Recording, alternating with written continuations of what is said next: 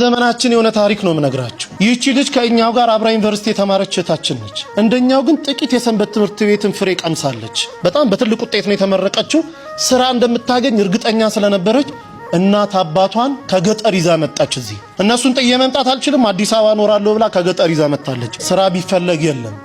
1 ዓመት ከ8 ወር ስራ ሲፈለግ አላገኘችም። ኋላ እፈልግሃለሁ ብላን እኔና አንድ ጓደኛዬ ስናወራ እንግዲህ 1 ዓመት ከ8 ወር ገመናዬን ደብቄ እናት አባቴን በቀንም 1 ቀን እየመገብኩ አኑሬያለሁ። የቤት ኪራይ መከራ ነው፣ ብዙ ነገር ጭንቅ ነው። እባካችሁ ጥቂት ገንዘብ አበድሩኝና ወደ አረብ ሀገር ተሰደዳለሁ አለች።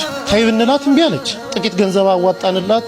ለሽልማት የተሰጣትን የአንገት ሐብል የእጇን ሁሉ ሸጣ ጉዞ ወደ አረብ ሀገር ትሄዳለች። 3 ወር እንኳን መስራት አልቻለችም። እግሮቿ ማበጥ ጀመሩ። ማበጥ ሲባል ዝም ብሎ ማበጥ አይደለም። በኢሞ ፎቶ ልካ ስናየው አንድ እግሯ በራሱ 3 ሰው ያነሳው መምጠቱ። ሆስፒታል ስትመላለስ ቆይታለች። ዶክተሩ የመጨረሻ ያለውን ሪዛልት ሲሰጥ ሰውነትሽን ካንሰር የሚባል በሽታ ተቆጣጥሮታል አለ። ከቻልሽ የእኛን እስልምና ተቀበይ ሻሃዳ ያዢ ከኛ ጋር፣ ካልሆነ ግን ወደ ሀገርሽ ሂጂ። የማያምን ሰው በሀገራችን የመቃር ልማድ የለንም አሏት። እነሱ ተማምኖ ሞት አውጀውላታል። ዶክተሩ 2 ቀን ቀርቶሻል ብሏታል። እዚህ ደውላ እናትየው ጋር ስትነጋገር እናቴ ሆይ እኔ ባለሁበት ቦታ አክሱምም እያለሁ እዛም ገጠር እያለን ሲጨንቀኝ ስታመም ጸበል ቦታ ነበር መሄድ። አሁን ግን ባለሁበት ጸበል የለም። በአንቺ ማይፀን ውስጥ 9 ወር ከ6 ቀን ኖሬያለሁ። ያንቺ ስጋ ማለት የኔ ስጋ ነው። እባክሽ ሂጂና ተጠመቂልኝ አለቻት።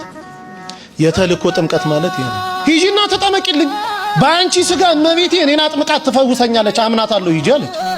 ለካ እናትየው እግራቸውን ያማቸዋል። እሳቸውም ጳጉሜ 1 2 3 2013 ዓ.ም ልደታ ታውቁታላችሁ ብዬ አስባለሁ። ሜክሲኮ ልክ ሲገቡ እዛ በስመ አብ ወወልድ ወመንፈስ ቅዱስ አሐዱ አምላክ አሜን፣ ይቺ ጥምቀት የኔ ጥምቀት አይደለችም፣ ልጄ ባለችበት ቦታ አጥምቂልኝ ትላለች እናት እየገባች።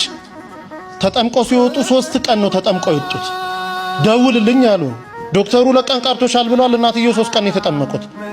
ሲደወል ልጅቷ ዝልፍልፍ ብላ ወድቃ ሆስፒታል ወስዷታል። ሆስፒታል ገና ስትገባ ራሷ ነው የምትነግረን፣ ሰውነቴ ላይ የነበረ ያ ክብደት የሚመስል አላንቀሳቀስ ያለኝ ነገር ሁሉ ውድቅ ብሎልኝ አዲስ የ18 ዓመት ሕፃን ልጅ መስዬ ሆስፒታል በር ቆምኩኝ አለች። ይሄ ከአእምሮ በላይ ነው። ዶክተሩ እንዴት ሆንሽ ይላታል። አላውቅም ትሏለች። አንቺም ካላውቅሽ እኔ ምን አውቃለሁ ይላታል ዶክተር። እርሱን የሚመረምር ዶክተር ፈቃድ ሞልቶ ወጥቶ ነበረ። ከሄደበት ቦታ የ6 ሰዓት መንገድ ነርቶ ተመልሶ ሕክምና ገባ። ልጅቷን አምጡ ይላል። ይሄው እኔ ነኝ ትላለች። እባክሽ አትቀልጂብኝ፣ ልሰራ ነው ያለሁት። እኔ ልጅቷን አውቃታለሁ፣ ኪሎዋ ይሄን ያለው ደሟ እንዲህ ነው። አንቺ ደግሞ ሳይሽ አዲስ ሕፃን ልጅ ነው የምትመስዪው፣ ልጅቷን አምጪ አላት።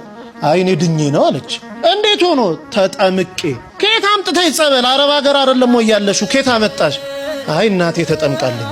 እናቴ ልትጠመቅ ስትገባ ወላዲተ አምላክ ድንግል ማርያም ከመልአከ ምክሩ ከቅዱስ ሚካኤል ጋር እኔ ቤት ውስጥ ይመጡ ነበር አለች። ጠዋት ስነሳ ሙሉ ሰውነቴ ረጥቦ ነበር የምገኘው አለች። እናቴ እዛ ትጠመቃለች፣ ድንግል ማርያም ደግሞ እኔን እዚህ ስታጠምቀኝ ነበር እንዲዳንኩኝ አለችው። ዶክተሩ ማልቀስ ጀመረ። እንዲህ የሚባል ነገር አለ? በእውነት ድነሻል? አንድ ይኮነማ እኔም እኮ 17 ዓመት ካንሰር ታማሚ ነኝ። በቀን 2 ኪኒንና 3 መርፌ እየተወጋው ነው 17 ዓመት የገፋሁት። እባክሽ ሀገርሽ ውሰጂኝ፣ አንቺ ምትያት ሴት ካለች እኔንም ታጥምቀኝ አለ። ያው እንግዲህ ታውቃላችሁ እሷ መምጣት አትችልም። እዚህ ደውላ ከኛ ጋር አገናኘችው። ሰውዬው እዚህ የገባው ሐሙስ 10 ሰዓት ላይ ነው ማታ። አሁን ወስዳችሁ ካላጠመቃችሁኝ አለ።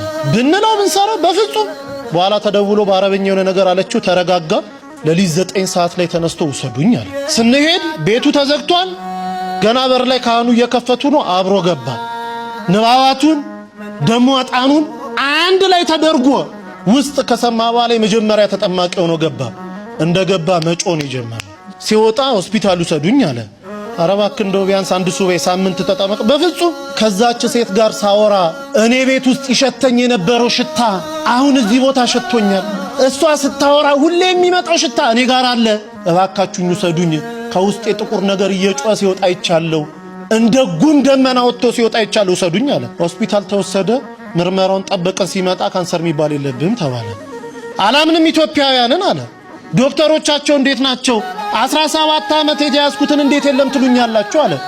አይ አገሬ ሄጄ ይመረመራሉ። ሄዶ ሲመረመር የለብህም ተባለ። አሁን ግብጽ ቤተክርስቲያን እዛው ተጠምቆ ሚስቱም 3 ልጆቹን ተጠምቆ ያገለግላሉ።